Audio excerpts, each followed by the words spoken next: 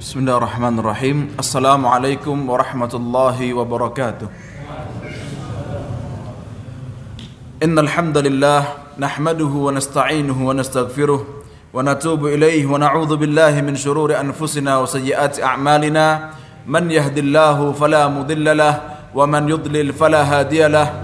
Asyhadu an la ilaha illallah wahdahu la syarika lahu wa asyhadu anna Muhammadan abduhu wa rasuluhu wa khaliluhu wa safiyuh. Salawatu Rabbina wa salamuhu alaihi wa ala alihi wa ashabihi wa man sara ala nahjihi ila yaumi liqaihi amma ba'du. Alhamdulillah Rabbil Alamin. Kita bersyukur kepada Allah Subhanahu wa ta'ala. Allah berikan kepada kita nikmat yang terbesar, lebih besar dari nikmat apapun, yaitu nikmat kita meyakini Allah sebagai satu-satunya Tuhan. Ada orang punya banyak nikmat, ada orang punya banyak kelebihan di dunia, kesehatannya, keluarganya, hartanya, tapi tidak beriman kepada Allah, maka percuma. Sedangkan orang yang beriman kepada Allah Subhanahu wa ta'ala, meskipun badannya kecil, meskipun kurus, meskipun miskin, meskipun sakit, maka akan menjadi hamba yang dicintai oleh Allah Subhanahu wa ta'ala. Bukankah Nabi SAW bersabda, "Ma min muslimin asabahu nasabun wala hammun wala huznun wala ghammun wala syauqatun yasuquha illa hutta anhu khati'ah." Kata Nabi SAW, tidaklah seorang muslim itu merasa capek kecuali diampuni dosanya. Sedih terhadap hal yang dulu, diampuni dosanya. Bingung akan yang sekarang, diampuni dosanya. Galau masa depan, diampuni dosanya. Allah berikan ujian meskipun hanya sekecil duri yang nancap di kakinya, Allah ampuni dosanya. Apa ruginya jadi orang Islam? Maka jadi orang Islam kita ini capek, mikirkan yang dulu, mikirkan yang sekarang, mikirkan yang ke depan, semuanya mendapatkan rahmat Allah Subhanahu wa ta'ala. Jamaah barakallahu fikum, kita telah pelajari tentang bagaimana Arab jahiliyah, bagaimana mereka nikah mereka, sampai kata Ibunda Aisyah radhiyallahu anha, orang Arab itu kalau punya anak, orang Arab kalau pingin punya anak yang ganteng, bapak ibunya jelek. Orang Arab pingin punya anak yang kuat, bapak ibunya tulangnya kecil, lemah. Mereka sampai menjadikan istri mereka yang baru suci dari haid, kemudian dikasihkan ke laki lain yang ganteng, yang badannya keker, kemudian gak disentuh istrinya sendiri sampai hamil, kemudian lahir, punya anak yang ganteng, punya anak yang besar badannya, tulangnya, sampai untuk mendapatkan anak seperti ini menyuruh istrinya sendiri untuk berzina. Jahiliyah. Jamaah barakallahu fikum, termasuk di antara di zaman jahiliyah itu, dalam hal tolak, Islam tolak berapa maksimal? Mentalak berapa? 3 kali. Kalau sudah 3 kali nggak bisa mentalak lagi, tidak bisa nikah lagi sama mantan istrinya. Dahulu di dalam Arab jahiliyah, tolak itu nggak ada batasnya. Sebagaimana nikah nggak ada batasnya, sampai ketika sahabat masuk Islam, ada yang punya istri 5, 10, belasan, disuruh diceraikan oleh Nabi SAW, pilih 4. Dan talak juga seperti itu. Mereka ketika ada masalah sama istrinya, talak. Tapi kemudian mereka juga punya kekuatan. Gak boleh si wanita ini nikah sama laki lain kalau belum dapat izin laki yang pertamanya, mantan lakinya. Kemudian jadi laki ini punya hak lebih untuk menikahi mantan istrinya. Kemudian diceraikan lagi, dinikahi lagi, diceraikan lagi, dinikahi lagi, diceraikan lagi. Terserah maunya lakinya itu. Tapi ketika datang Islam, maka kata Allah Subhanahu wa ta'ala, at-talaku marratan. Tolak itu maksimalnya bisa kembali, tolak 2 kali maksimal bisa kembali. Tolak pertama kembali, tolak kedua bisa rujuk lagi. Tapi kalau sudah tolak 3 kali, gak bisa rujuk lagi. Kecuali kata Allah Subhanahu wa ta'ala, fa in talaqaha fala tahillu lahu min ba'du hatta tankiha zaujan ghairah. kecuali si wanita ini nikah lagi sama laki lain, kemudian cerai sama laki lain itu, kemudian nikah lagi sama laki yang pertama. Oleh karenanya dalam Islam juga haram hukumnya nikah muhallil. Jadi menghalalkan yang haram. Tipu-tipu sama Allah Subhanahu wa taala. Ketika ada seorang laki-laki cerai sama istrinya sudah 3 kali. Kemudian bilang sama laki lain, kamu nikahi mantan istriku, tapi jangan disentuh. Yang penting, saya nikahkan kamu, saya terima nikahnya. Setelah itu ceraikan. Nanti saya nikahi lagi dan kamu saya kasih uang. Ini haram dalam Islam, memainkan pernikahan. Jamaah barakallahu fikum. Dan termasuk di antara kebiasaan dalam Arab jahiliyah dahulu, yaitu tolak dengan istilah zihar. Zihar itu perkataan orang Arab, anti ka dhahri ummi. Engkau seperti sosok ibuku. Anti ka dhahri ukhti. Engkau seperti sosok saudariku. Atau menyebutkan siapapun yang menjadi mahramnya laki. Engkau seperti bibiku, seperti tanteku, ya. Engkau seperti nenekku. Ini adalah bahasa majas. Maksudnya adalah menceraikan. Dan cerai yang seperti ini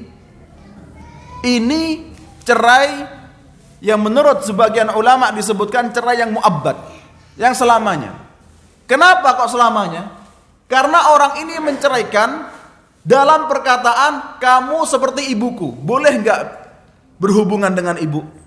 Haram, selamanya haram. Jadi kalau sudah menceraikan istrinya, engkau seperti ibuku, maksudnya cerai. Ya, maksudnya cerai.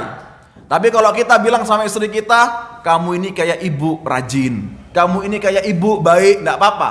Tapi kalau maksudnya kamu ini kayak ibu, cerai maksudnya, maka ini selesai, enggak boleh nih rujuk lagi.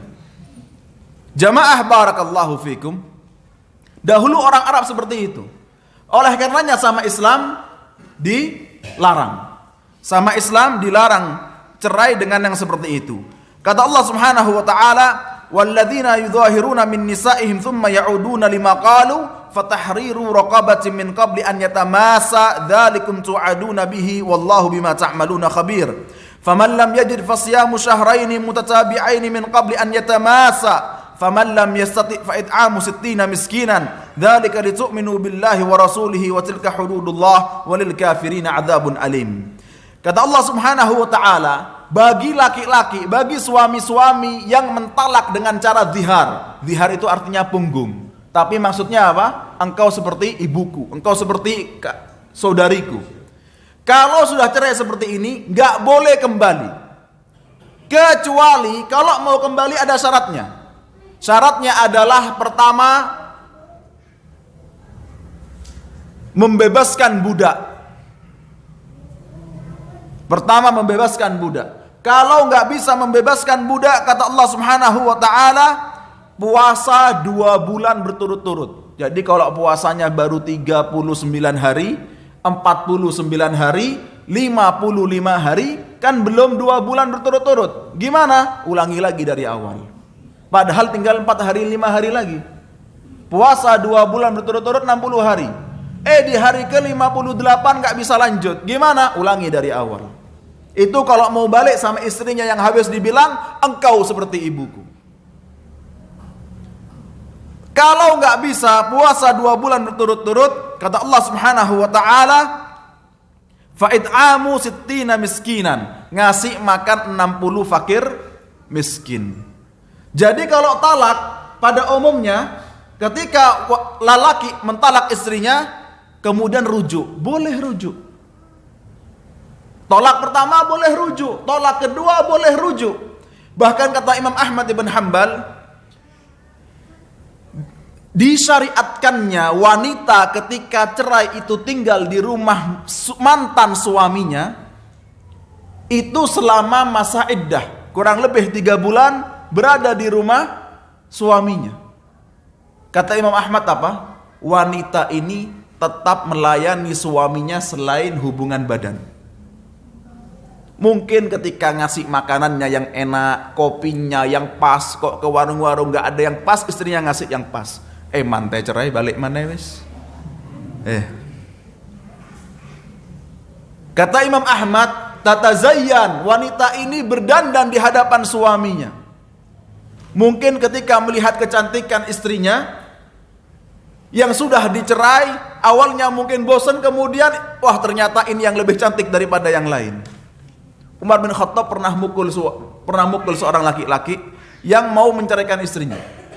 Ditanya sama Umar bin Khattab, kenapa kamu mau menceraikan istrimu? Aku sudah bosan, dipukul. Nikah itu bukan karena bosan dan gak bosan. Sudah akad mitsaqan ghalidha, sudah perjanjian yang kuat di hadapan Allah Subhanahu wa taala. Jamaah barakallahu fikum. Kemudian di antara Arab jahiliyah, kebiasaan Arab jahiliyah, yaitu mereka itu gampang emosi, gampang perang. Dan mereka enggak urusan, hanya dalam hal kecil saja mereka perang bertahun-tahun. Perang qabilah bertahun-tahun. Termasuk di antara perangnya orang Arab ada perang Basus. Perang Basus ini perang antara Bani Bakar sama Bani Taglib. Perang antara Bani Bakar sama Bani Taglib. Padahal Bani Bakar sama Bani Taglib itu sama-sama dari Adnan. Kita sudah bahas nasabnya orang Arab, itu ada Qahtan, ada juga Adnan. Adnan ini terbagi menjadi dua kabilah besar. Ada Rabi'ah bin Nizar, ada Mudhar bin Nizar. Nah, Bakar sama Taglib ini padahal mereka nasabnya itu masih dekat, sama-sama dari Rabi'ah bin Nizar. Tapi kemudian mereka perang. Sebabnya apa? Disebutkan dari Bani Taglib ada seseorang bernama Kulayb. Kulayb ini artinya anjing, atau Kulayb artinya anjing kecil.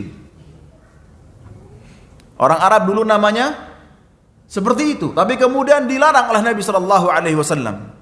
Bahkan Nabi sallallahu alaihi wasallam nasab beliau siapa namanya? Qusay bin Kilab.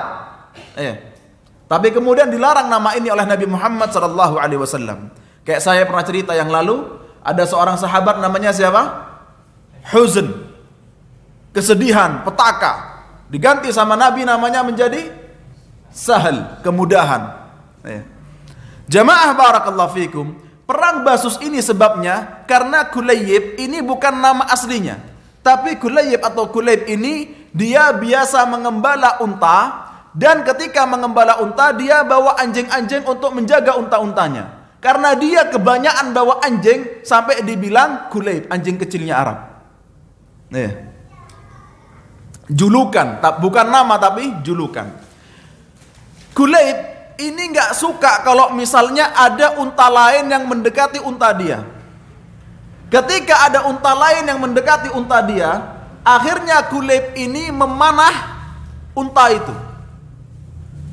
Kena di daerah susunya unta, kemudian unta ini jalan sampai berada di tempatnya Bani Bakar, yang punya unta ini Bani Bakar, kemudian ada wanita teriak, unta kita telah dibunuh sama Kulayb. Ada seorang dari Bani Bakar namanya Jassas. Jassas ini enggak terima, kemudian dia langsung nyari Kulayb dan membunuh Kulayb. Akhirnya perang dua kabilah. Berapa lama? Sebulan selesai, sekali perang selesai, dua kali perang selesai, bukan, 40 tahun. Perang antara dua kabilah karena bunuh unta 40 tahun. Urusan kecil, urusan sepele jadi besar. Tapi dalam hal ini, meskipun mereka itu kelewatan dalam membesarkan sebuah masalah, tapi ada kebaikan juga di antara kebiasaan orang Arab itu, karena mereka ini juga tetangga. Jadi Jassas ini bukan yang punya unta, tapi ketika tetangganya yang punya unta, untanya dibunuh sama Kulayb, Jassas ini menghargai tetangganya, dan dia membunuh Kulayb karena tetangganya. Karena kehormatan tetangganya, dia membunuh orang lain yang padahal itu masih besan. Jadi orang Arab itu juga sangat menjaga tetangga, sangat menjaga kehormatan tetangga. Jamaah barakallahu fikum. Kemudian ada perang besar di antara orang Arab, namanya perang Dahes dan Gobra. Dahes ini nama kuda, Gobra ini nama kuda. Perang ini terjadi antara Abes dan Zubyan. Padahal mereka ini sama-sama dari anaknya Baghit dari Al-Ghatfani. Sama-sama dari satu bapak. Kabilah ini dari satu bapak. Kemudian ada mereka ini lomba kuda. Ketika lomba berkuda antara Dahes dengan Gobra, kemudian ada yang melukai kuda yang lain biar kalah. Menangnya curang. Menangnya curang. Karena urusan lomba kuda, perang kabilah jamaah. Jahiliyah. Biasanya tawuran apa? Bola. Tawuran karena bola antara supporter. Ini supporternya lebih gila daripada yang ada sekarang. Karena supporter perang bertahun-tahun karena lomba kuda. Dulu belum ada lomba bola, adanya lomba kuda. Perang karena lomba kuda, karena olahraga. Inilah yang ada di zaman Arab jahiliyah. Jamaah barakallahu fikum.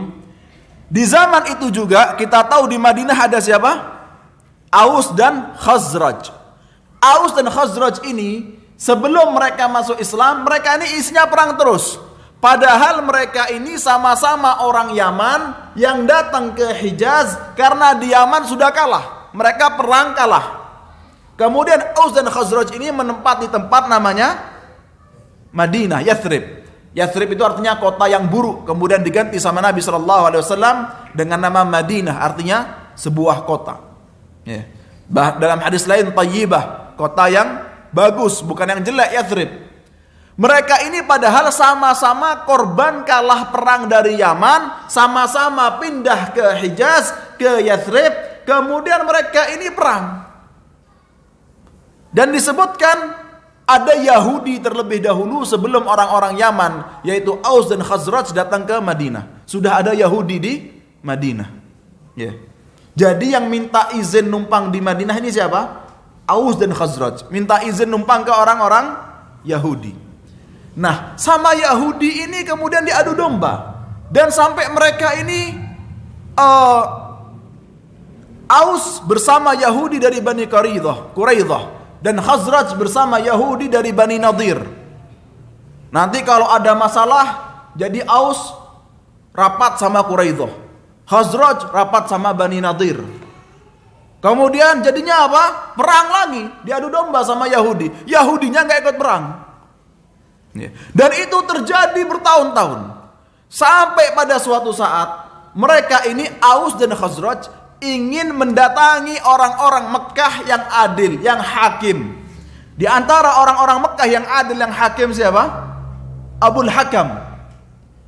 Abul Hakam ini nama julukan dahulunya. Kemudian datanglah Islam, dia merasa sombong dengan ilmunya, dengan nasabnya, gak mau masuk Islam, disebut sama Nabi SAW Abu Jahal.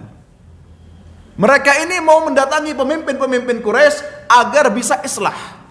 Mereka sudah mulai nyadar nih, sama Aus dan Khazraj ini, mereka sama Yahudi, Quraidah sama Nadir, diadu domba terus. Mereka ke Mekah.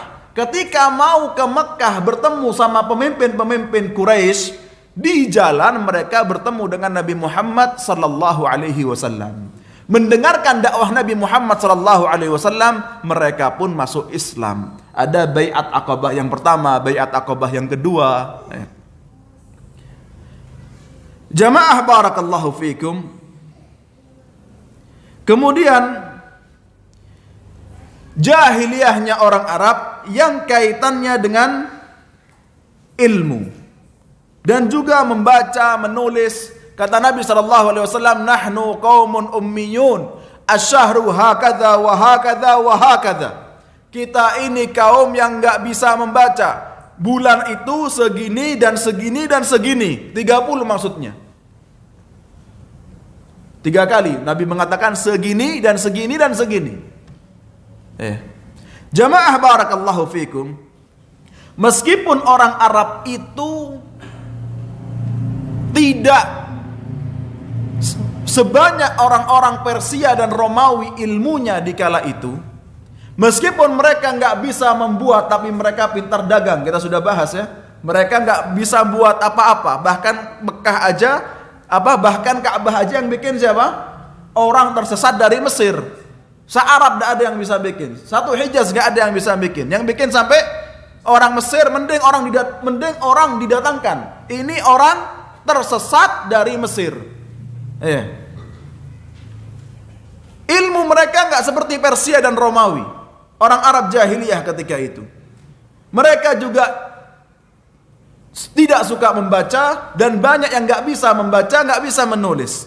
Akan tetapi jamaah, mereka jugalah orang-orang yang cerdas. Meskipun membaca belum jadi budaya. Aslinya mereka cerdas, pinter orang-orang Arab. Oleh karenanya disebutkan ketika Nabi SAW memerintahkan sahabatnya Zaid bin Thabit untuk belajar Taurat, belajar bahasa As-Sirsaniyah, belajar bahasa Ibrani. Zaid bin Thabit belajar bahasa Ibrani cuma dalam 15 hari. Orang mana sekarang belajar bahasa asing 15 hari lancar bisa baca kitabnya orang lain? Menunjukkan mereka orang-orang cerdas. Dan sungguh sampai kepada kita ilmu-ilmu Rasulullah SAW disampaikan oleh siapa? Orang-orang Arab yang cerdas. Tapi ketika sebelum datangnya Islam, mereka bukan orang-orang yang suka membaca. Jamaah barakallahu fikum. Mereka juga dikenal dengan cerdas meskipun tidak rajin membaca. Kemudian orang-orang Arab itu menerima ilmu. Kalau dikasih ilmu mau mendengarkan, bukan kemudian gak urusan. Kalau dikasih ilmu mereka belajar.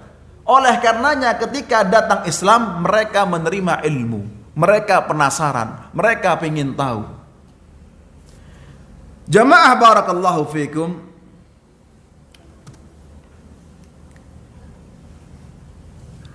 Disebutkan ada di antara orang Arab itu yang kemudian jadi dokter. Namanya Al-Harith ibn Kaladah. Nggak belajar, otodidak. Jadi dokter. Sampai-sampai orang Arab itu punya keahlian qiyafah. Meskipun nggak rajin belajar tapi punya keahlian yang luar biasa. Yang nggak orang lain itu punya, yaitu keahlian qiyafah. Apa qiyafah itu? Qafah. Bisa lihat nasab orang dari jempol. Ini disebutkan nggak ada keahlian di orang selain Arab. Cuman orang Arab yang punya keahlian ini. Jamaah barakallahu fikum. Kemudian dari segi akhlak, di zaman jahiliyah disebutkan banyak keburukan akhlak orang-orang Arab jahiliyah. Mereka itu suka minum khamr. Padahal khamr itu kata Nabi ummul khaba'ith. Ibunya keburukan-keburukan. Kalau sudah minum khamr berzina, habis minum khamr membunuh, mencuri dan yang lainnya. Mereka suka judi. Mereka suka tersinggung dalam hal-hal yang sepele, marah dan perang.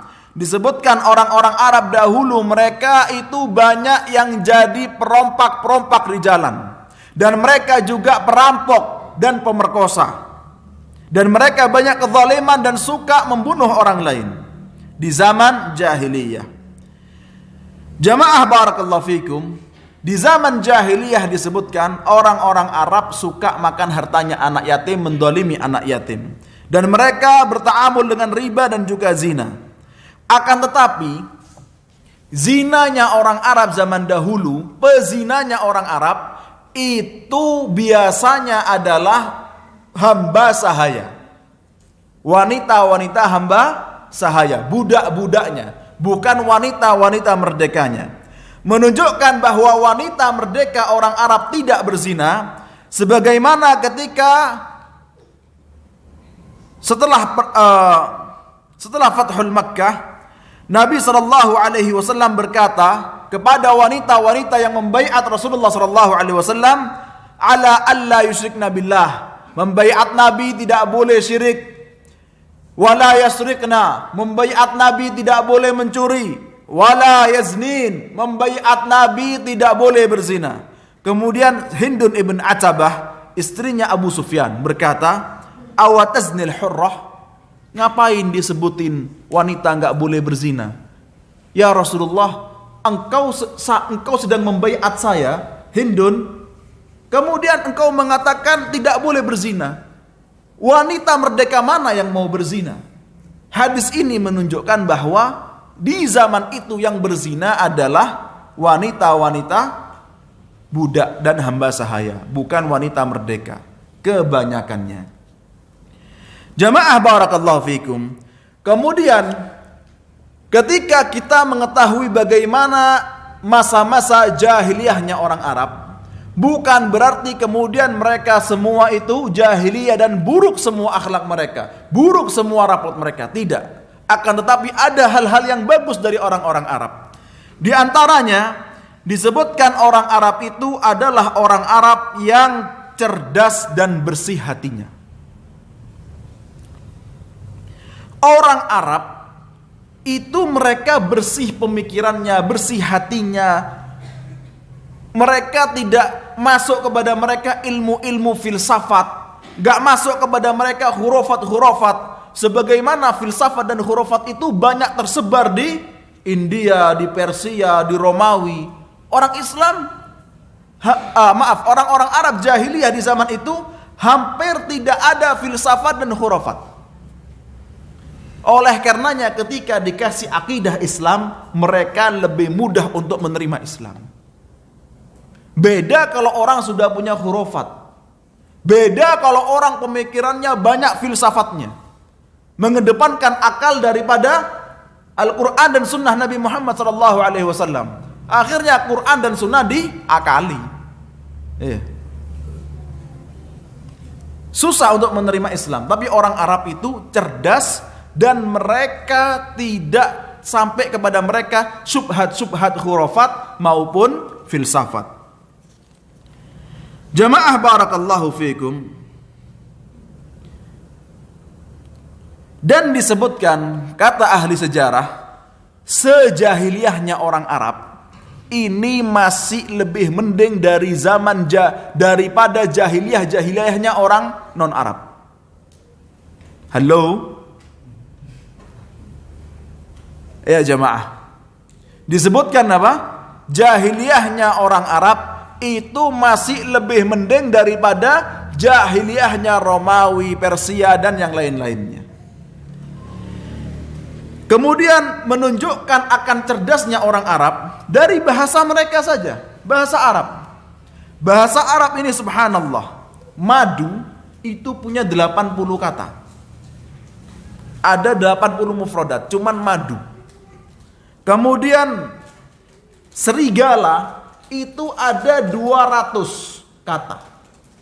Singa itu ada 500 kata. Unta ada 1000 kata. Dan mereka itu hafal. Orang-orang Arab itu kalau bicara syair, saya kalau baca syair jamaah harus buka kamus. Karena banyak kata-kata yang gak familiar sekarang. Tapi bagi mereka itu hal yang dipahami. Saya kalau baca Al-Quran, saya sudah belajar bahasa Arab. Saya baca Al-Quran, alhamdulillah nggak perlu kamus, nggak perlu terjemahan, ngerti semua insya Allah kurang lebihnya.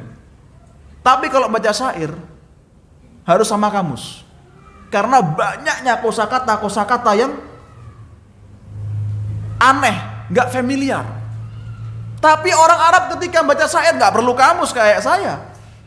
Jadi mereka itu 1000 kosakata unta, hafal semua pada umumnya. Singa 500, serigala ada 200. Dan kosakata yang lainnya. Satu hal punya banyak kosakata. Ini menunjukkan cerdasnya dan pinternya orang Arab. Mereka hafal untuk satu hal mereka hafal banyak kosakata. Jamaah barakallahu fikum. Kemudian di antara hal yang baik di zaman Arab terdahulu adalah mereka itu orang yang sangat baik. Orang yang sangat dermawan. Sampai-sampai disebutkan ada orang namanya Hatim At-Ta'i. Hatim At-Ta'i ini jadi Hatim At-Ta'i ini terkenal orang yang dermawan. Dia itu kalau ada orang minta nggak pernah nggak ngasih. Orang Arab itu pada umumnya kalau punya cuman satu kambing, kemudian datang tamu nggak diundang, nggak dikenal, minta untuk dijamu, satu kambing yang satu-satunya itu mereka beleh untuk tamu. Ini umumnya orang Arab. Di zaman dahulu mereka sangat dermawan. Dan di antara yang paling terkenal dermawan namanya Hatim At-Ta'i. Sampai-sampai ketika itu Hatim At-Ta'i berjalan di sebuah tempat, ada tawanan yang memanggil, "Wahai Hatim At-Ta'i, bebaskanlah aku." Kata Hatim At-Ta'i, "Gimana aku mau membebaskan kamu? Sekarang kita ada di mana? Kita bukan berada di rumahku, bukan berada di daerahku. Kita berada dari tempat yang jauh dari tempatku. Gimana saya mau membebaskanmu?" Kata Hatim At-Ta'i, "Tapi tenang." Kemudian Hatim berkata kepada tuannya yang punya tawanan ini, "Lepaskan tawanan ini, saya ditawan sama kamu, kemudian biarkan orang ini mengambil 100 unta saya di kampung saya, memberikannya padamu." Subhanallah jamaah. Orang baik, bantu, dan dia jadi tawanan. Dilepas besi-besinya budak ini, dilepas, dipasangkan di kakinya Hatim At-Ta'i. Kemudian budak ini datang ke rumahnya Hatim At-Ta'i dan berkata bahwa Hatim At-Ta'i sekarang sedang diborgol. Dia bilang 100 unta kirim untuk membebaskannya. Dibawa 100 unta, dibebaskan Hatim At-Ta'i. Dia membebaskan orang lain dengan cara bukan cuman bayari, dirinya sendiri diborgol. Baiknya orang Arab. Jamaah barakallahu fikum. Kemudian yang ketiga, akhlak dan hal yang terpuji di antara orang Arab, yaitu mereka adalah orang-orang yang berani dan punya rasa menolong dan punya wibawa. Orang Arab itu apa? Satu berani, dua menolong, yang ketiga punya wibawa. Ketika ada orang yang meninggal, orang yang wafat, orang yang mati, orang Arab berkata, "In yuqtal faqad qutila abuhu wa ammuhu wa akhuh." Kalau dia dibunuh, maka telah dibunuh bapaknya, omnya, saudaranya sudah dibunuh. Ya sama, dia dibunuh. Dalam artian jangan takut untuk mati. Jangan takut perang. Berani. Kemudian termasuk di antara akhlak orang Arab, mereka ini punya wibawa, ya. Jadi orang kuatnya orang Arab itu biasanya gak mungkin mendolimi orang lemah. Ada pertikaian. Kalau ada pertikaian, mereka berantem. Pokok sama-sama kuat. Tapi kalau yang usil nih orangnya lemah, badannya kecil, apa jamaah? Badannya kecil terus apa? Tangannya kecil, badannya besar. Kalau meraung. Orang Arab kalau melihat lawannya lemah, nggak diladenin. Tapi kalau lawannya besar, sama, kiranya kekuatannya sama, diladenin. Jamaah barakallahu fikum. Kemudian di antara hal yang baik di orang Arab, yaitu mereka suka kebebasan dan tidak mau dihinakan sama sekali. Suka kebebasan dan tidak mau dihinakan sama sekali. Mereka mencari hidup yang merdeka dan tidak mau sama sekali untuk dihinakan. Disebutkan ada sebuah kisah, ada seorang raja dari Hirah, orang Arab, dan dia dari Bani Bakr, namanya Amr bin Hindun. Amr bin Hindun. Amr bin Hindun ini berkata, sebelumnya jamaah, jadi tadi kita tahu Bakar sama Taglib perang. Ya, Bakar sama Taglib perang. Urusannya apa? Karena satu unta. Perangnya berapa tahun? 40 tahun. Setelah perang yang 40 tahun ini, kemudian dimenangkan oleh Bani Taglib, yaitu ketuanya namanya Amr bin Kulthum. Amr bin Kulthum ini ngadakan sebuah pesta makan. Siapa yang hadir? Bani Taglib pastinya. Juga mengundang Bani Bakar. Kemudian Bani Bakar yang awalnya musuh bebuyutan 40 tahun diundang makan karena sudah berdamai. Ada ketuanya Bani Bakar ini namanya Hindun, namanya Amr bin Hindun. Dari Bani Taglib, Amr bin Kulthum sudah merasa kalau dari Bani Bakar ini pingin bikin perang lagi, pingin merendahkan Bani Taglib. Kemudian betul terjadi, Amr bin Hindun berkata, aku ingin merendahkan Bani Taglib. Gimana caranya? Maka orang-orang Bakar berkata, wahai Amr bin Hindun, panggillah Amr bin Kulthum sama ibunya. Kamu sama Amr bin Kulthum, ibumu sama ibunya Amr bin Kulthum. Kemudian dipanggil, datanglah Amr bin Kulthum bersama ibunya di rumahnya Amr bin Hindun. Ya, sama-sama Amr namanya. Kemudian ketika ada makanan, sudah dihidangkan makanan, kata ibunya Amr bin Hindun kepada ibunya Amr bin Kulthum, wahai bunda, tolong ambilkan makanan itu. Ini kan mereka baru damai, terus disuruh-suruh. Dan ibunya Amr bin Kulthum tahu ini maksudnya mau melecehkan, mau merendahkan. Maka ibunya Amr bin Kulthum berkata, apakah kita diundang untuk dilecehkan?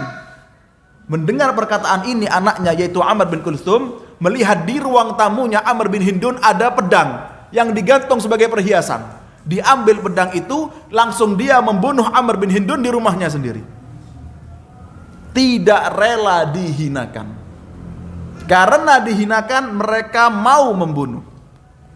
Nah. Jamaah barakallahu fikum. Kemudian di antara akhlak mulia orang Arab, yaitu mereka al-wafa'u bil ahdi wa hubbuhum lis-sarahati wal wuduhi was-sidqi. Jujur. Orang Arab itu tepat janji. Orang Arab itu terus terang orangnya. Orang Arab itu jujur. Jadi orang Arab itu apa jamaah? Tepat janji, terus terang. Yang ketiga apa? Jujur. Ya.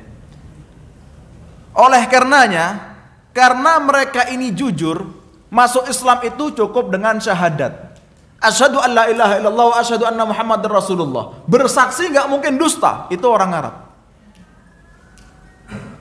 Oleh karenanya syariat Islam kemudian cukup dengan syahadat sudah masuk Islam. Enggak harus jihad dulu, enggak harus sholat dulu, enggak harus puasa dulu. Cukup bersaksi sudah masuk Islam. Karena orang Arab kalau sudah bersaksi enggak mungkin dusta. Bahkan lihatlah contohnya Abu Sufyan ketika belum masuk Islam. Dia dipanggil sama Heraklus, rajanya Romawi. Dia panggil orang-orang Arab, kemudian Heraklus berkata, siapakah di antara kalian yang kerabatnya Muhammad yang mengaku nabi? Siapakah yang kerabatnya, siapakah orang terdekatnya, siapakah yang rumahnya dekat dengan Muhammad yang mengaku nabi? Maka Abu Sufyan berkata, aku wahai raja. Kata Abu Sufyan ketika ditanya, wahai Abu Sufyan, apakah hal jarrabtum alaihi kadziban? Apakah kalian pernah mendapatinya sebagai orang yang berdusta meskipun sekali? Kata Abu Sufyan, la, bal sammainahul amin. Sama sekali enggak pernah. Sampai-sampai kita menyebutnya sebagai al-amin, orang yang jujur. Heraklus bertanya berbagai hal. Dijawab jujur, yang isinya menyanjung Nabi Muhammad SAW, padahal Abu Sufyan ketika itu musuh bebuyutannya Nabi Muhammad SAW. Padahal Abu Sufyan ketika itu pemimpinnya orang-orang kafir Quraisy yang sudah berkali-kali perang bersama Rasulullah SAW. Tapi ketika ditanya oleh Heraklus, dia menjawab jujur. Apa kata Abu Sufyan? Laulal haya'u min an yu'tharu alayya kadhiban lakadzabtu alayhi. Kalaulah bukan karena rasa malu, jangan sampai aku dikatakan mendusta, sungguh rasanya ingin aku berdusta ketika itu. Tapi karena dusta itu, pendusta itu adalah label yang sangat buruk bagi orang Arab. Sampai-sampai Abu Sufyan menyanjung musuhnya sendiri. Ya. Jamaah barakallahu fikum. Kemudian ada seorang raja Arab bernama An-Nu'man ibn al-Mundhir. An-Nu'man ibn al-Mundhir,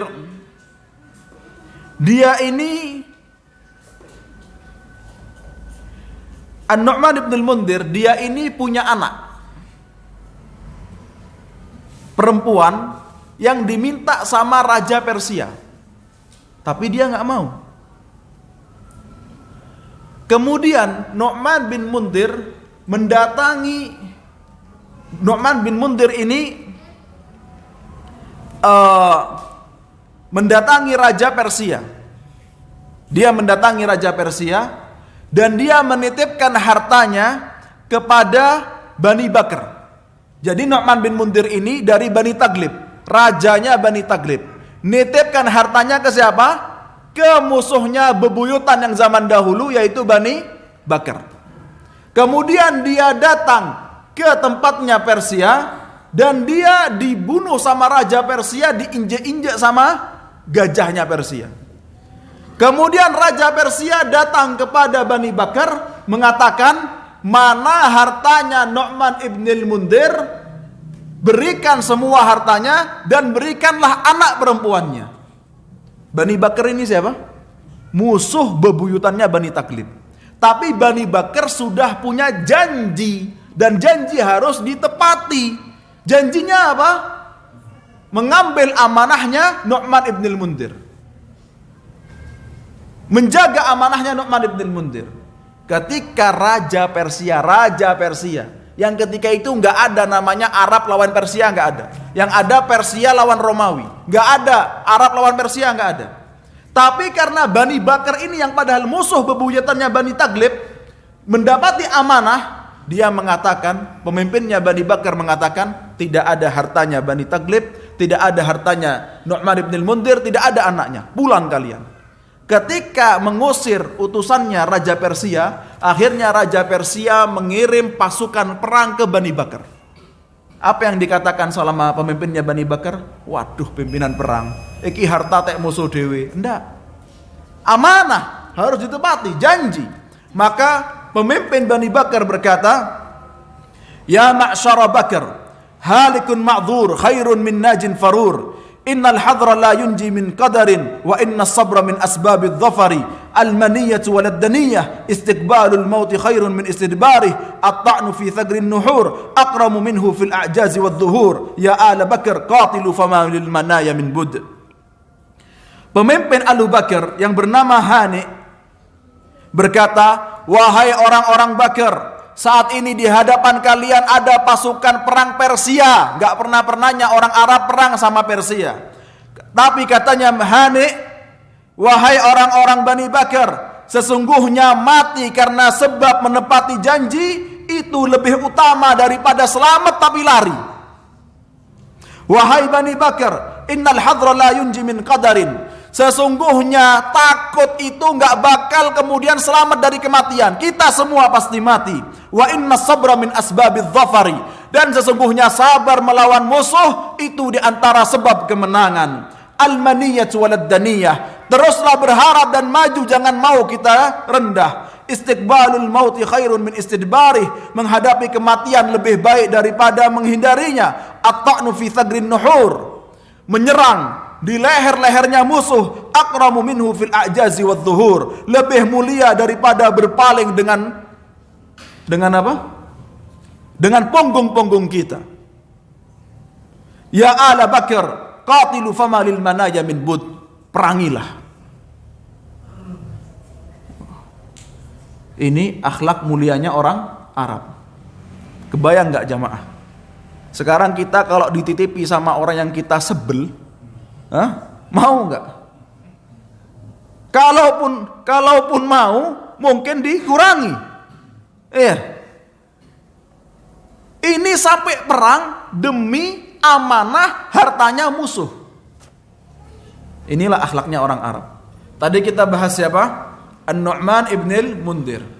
Kemudian An-Nu'man ibn al-Mundhir juga disebut, beliau ini raja Arab yang zalim. Dia itu punya 2 hari. An-Nu'man ibn al-Mundhir punya 2 hari. Yang pertama hari baik, yang kedua hari buruk. Nah, dia ini suka menawan orang. Kalau ada orang asing lewat, dia tawan. Kalau diambil di hari baik, dibebaskan. Kalau diambil di hari buruknya, dia bunuh. Zalim orangnya, Nu'man ibn al-Mundhir ini. Suatu saat ada orang ditawan di hari buruknya An-Nu'man ibn al-Mundhir. Kemudian orang yang ditawan ini berkata, wahai raja, izinkan aku 3 hari menyelesaikan urusan-urusanku di rumah, nanti aku kembali lagi engkau bunuh. Katanya An-Nu'man ibn al-Mundhir, kalau gitu kasih siapa yang akan menjadi jaminanmu? Siapa yang mau menjamin orang ini? Kemudian orang ini lihat kepada orang-orang di sebelahnya dari Bani Taglib, dilihat, kata orang ini menunjuk fulan. Kemudian fulan mengatakan iya. Akhirnya orang yang tawanan ini pergi 3 hari. Pagi nggak datang. Sudah hari ketiga, pagi nggak datang. Siang nggak datang, sore sudah mau maghrib, sudah siap semuanya untuk dibunuh orang ini yang dari Bani Taglib yang jadi penjamin. Kemudian ternyata datang si tawanan yang dikasih izin ini. Kata Nu'man ibn al-Mundhir, kamu kan mau dibunuh, kamu sudah pergi, kamu sudah bisa selamat, kamu sudah ada penjaminnya yang udah siap mati karena dirimu. Kenapa kamu masih kembali lagi? Mau mati? Kata orang ini, agar orang-orang masih berkata bahwa orang Arab itu menepati janji. Kemudian Nu'man ibn al-Mundhir berkata kepada dari baninya sendiri, sekarang kenapa kamu mau dibunuh? Kenapa kamu mau menjadi penjamin orang yang gak kamu kenal? Ditunjuk, nggih, untuk mati loh ditunjuk ini. Bukan untuk jadi ketua takmir, bukan, untuk mati, nggih. Kenapa kamu mau? Kata dia, agar orang Arab masih berkata kalau orang Arab ini mau mengasihi dan mau menolong. Mendengar jawaban 2 orang ini, An-Nu'man ibn al-Mundhir berkata, kalau gitu agar orang Arab berkata masih ada memaafkan, hari ini saya memaafkan dan saya tobat dari berbuat zalim membunuh manusia. Ada lagi jamaah, kisah bagaimana orang-orang Arab itu menepati janji. Ada namanya Al-Harith ibn Ibad. Dia ini dari Bani Taglib. Al-Harith ibn Ibad dari Bani Taglib. Al-Harith bin Ibad dari Bani Taglib punya musuh Bani Bakr. Ya. Bani Bakr ini pemimpinnya namanya Muhalhil. Muhalhil ini pemimpinnya Bani Bakr sudah membunuh anaknya Al-Harith. Kemudian terjadilah peperangan antara Bakr dengan Taglib. Sampai Al-Harith menawan Muhalhil yang sudah membunuh anak kandungnya sendiri. Anak kandung raja dibunuh sama Muhalhil. Jadi ini Muhalhil ini raja, kemudian Harith ini raja. Muhalhil telah membunuh anaknya raja lawannya. Al-Harith gak tahu gimana mukanya Muhalhil, cuman tahu kalau kabilahnya yang sebelah musuhnya itu namanya Muhalhil. Padahal sudah ditawan. Kemudian tanya, engkau aku bebaskan dengan syarat kasih tahu aku di mana Muhalhil. Siapa Muhalhil? Kan Harith gak tahu. Katanya Muhalhil, engkau jujur dengan syaratmu? Engkau pasti akan membebaskanku? Iya, aku janji akan membebaskanmu. Kata Muhalhil, aku ini Muhalhil. Nah, Al-Harith ini depannya ini musuh yang mau dia bunuh. Kata Muhalhil, monggo. Kata Harith, monggo. Sudah pergi. Kenapa? Sudah janji. Padahal ini musuh bebuyutan, apalagi Muhalhil sudah bunuh anaknya Harith. Tapi karena tepat dengan janji. Ya. Jamaah barakallahu fikum. Kemudian di antara akhlak mulianya orang Arab, yaitu mereka sabar dan mampu menghadapi masa-masa sulit. Dan mereka ridha dengan hal yang sedikit. Sampai-sampai orang Arab berkata, al-bitanatu tudhibul fatanah. Kegemukan itu menghilangkan kecerdasan. Ya. Tapi saya merasa kurus karena teman-teman saya kalau di Arab itu mereka timbangan muternya 2 kali jamaah. Kalau saya belum sekali aja nggak nyampe masih. Jamaah barakallahu fikum. Oleh karenanya, karena mereka punya kebiasaan sabar dan bisa menerima yang sedikit, ketika datang Islam keadaannya terkekang, mereka ini mampu menahan diri dalam keadaan zuhud. Mereka mampu meskipun diboikot oleh orang-orang kafir Quraisy, nggak makan, keurusan, sampai sakit-sakitan, mereka mampu. Kenapa? Sudah biasa hidup sederhana, sudah biasa hidup susah. Dan mereka tidak terbiasa makan banyak. Jamaah barakallahu fikum. Kemudian yang ketujuh, kebiasaan baik orang Arab, akhlak baik orang Arab, yaitu mereka punya badan yang kuat. Dan mereka pemaaf ketika mampu memaafkan dan juga menghormati tetangga.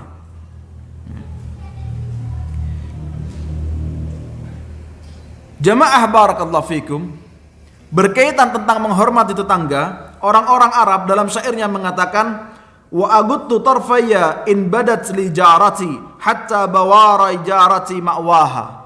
Aku akan menundukkan kedua pandanganku ketika ada tetanggaku sampai dia menutup auratnya. Ini di zaman jahiliyah. Oleh karenanya jamaah, kita itu kalau ngetok pintunya orang nggak usah lihat kacanya. Bahkan kata Nabi SAW, kalau lihat dalamnya rumah itu boleh diculek matanya. Ini syariat Islam. Tapi saya nggak bilang culek ya. Cuman saya menyebutkan hadis Nabi SAW boleh culek. Termasuk ya memang dalam syariat Islam itu ada hal-hal yang seperti ini, boleh menculek mata kalau ada orang lihat dalam rumah. Tuh, gunanya rumah ini kan untuk aurat di dalam rumah bisa dibuka. Tapi kemudian ketika ngetok pintu diliatin kacanya. Bahkan sudah kacanya hitam gini lihatnya. Jamaah, dalam Islam memang ada seperti itu. Termasuk dalam melewati orang yang sedang sholat. Melewati orang yang sholat. Hukum menggunakan sutrah itu apa? Sunnah muakkadah. Dalam mazhab Syafi'i, hukum menggunakan sutrah itu sunnah muakkadah. Jadi termasuk ketika mengatakan bermazhab Syafi'i, tapi kalau belum pakai sutrah, belum nyampe baca kitabnya. Bukan wajib, tapi sunnah muakkadah, sangat dianjurkan. Kemudian melewati orang yang sholat tanpa sutrah, hukumnya makruh. Adapun melewati orang yang sholat menggunakan sutrah, hukumnya haram. Kata Nabi SAW, fal yudafi'hu biyadih. Tahan pakai tangan. Kalau masih ngeyel, fal yaktulhu, bunuh. Dalam mazhab Syafi'i disebutkan dalam kitab Umdatus Salik wa Uddatun Nasik, kalau ini ya, jadi kalau misalnya sebuah kerajaan atau negara menggunakan mazhab Syafi'i, dalam mazhab Syafi'i disebutkan dalam kitab Umdatus Salik wa Uddatun Nasik, boleh hukumnya, dianjurkan bahkan kalau ada orang sudah pakai sutroh, ada orang ngelewati, masih ngeyel, sudah ditahan ngeyel, punya pedang, tebas, sholat lagi. Itu dalam mazhab Syafi'i. Jadi dalam Islam memang ada seperti itu jamaah. Tapi saya nggak bilang tebas ya, mukul pun jangan ya. Kecuali kalau UI yang bilang, itu lain lagi. Wallahu a'lam bisawab. Itu yang bisa disampaikan, kurang lebihnya mohon maaf. Semoga menjadi ilmu yang bermanfaat. Kita tutup dengan doa kafaratul majlis. Subhanakallahumma bihamdik asyhadu an la ilaha illa anta astaghfiruka wa atubu ilaik. Tsumma assalamu alaikum warahmatullahi wabarakatuh.